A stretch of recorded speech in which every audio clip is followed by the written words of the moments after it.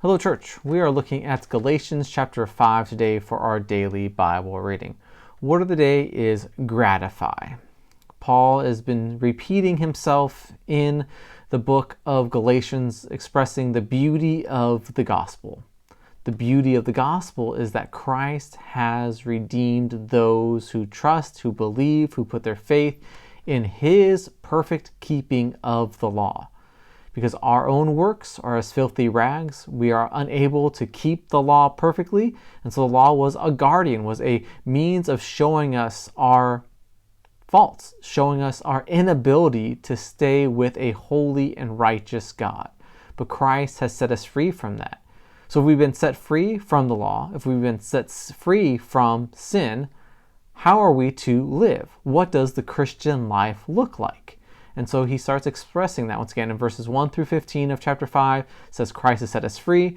Then in the concluding section of chapter 5, Paul describes how a Christian should live. There's going to be temptations of the flesh, but we are now controlled by the Spirit. He says in another letter that we are a new creation. The old is gone, the new has come. So let's pick up in verse 16 and see what Paul has to say. But I say, walk by the Spirit, and you will not gratify the desires of the flesh. For the desires of the flesh are against the Spirit, and the desires of the Spirit are against the flesh. For these are opposed to each other to keep you from doing the things you want to do. Verse 18.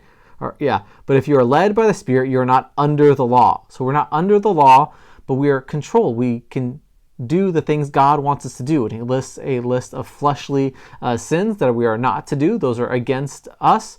And then he lists the fruit of the Spirit. What are some characteristics of a Christian-controlled life, which is love, patience, kindness, gentleness, self-control. Right? All these things are how the Christian is supposed to live. Then he concludes the chapter in verse 25 and 26 by encouraging us this. If we live by the Spirit, let us also keep in step with the Spirit. Let us not become conceited, provoking one another, envying one another. All right, how do we make sure we gratify the Spirit rather than the flesh?